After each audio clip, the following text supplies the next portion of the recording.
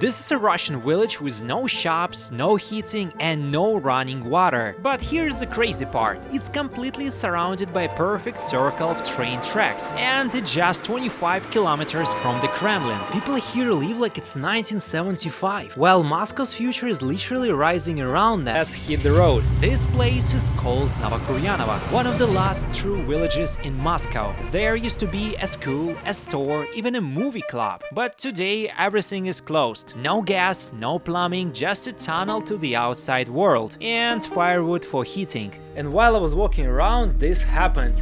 Huh?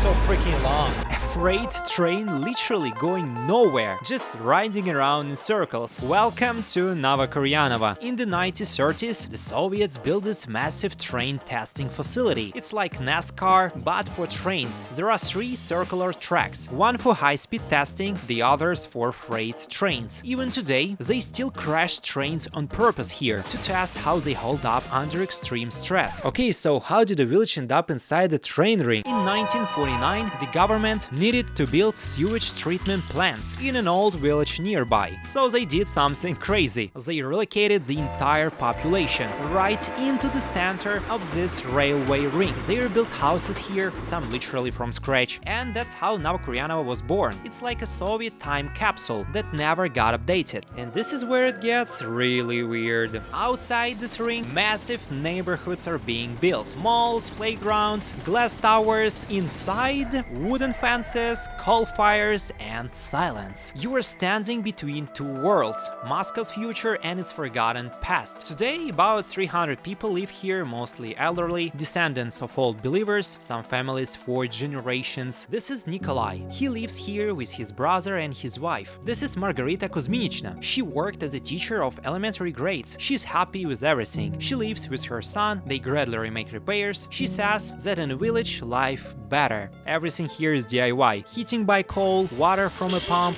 gas from delivered canisters. The old school and clinic are shut down, but the swings still work. There are no shops, pharmacies or public transportation here. To buy bread you have to walk a few kilometers to the nearest residential areas. Constant noise from the trains that run around the village around the clock. Another problem is with registration of property. A private houses is easily registered, but the land around it already belongs to the city. Although there are no plans to demolish or relocate village yet, it will still take months of paperwork to complete the land plot. However, in recent years, the village has faced new threats. Thieves and arson attacks on houses have become more frequent. Some believe that this is the work of homeless people who are gradually showing up in the empty buildings, the number of which is growing from year to year.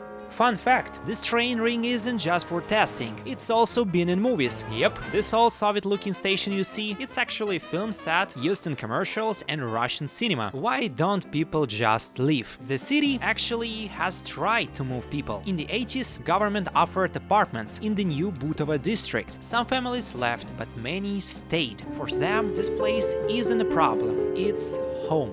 Novokuryanovo isn't just a village, it's their past, present, and identity.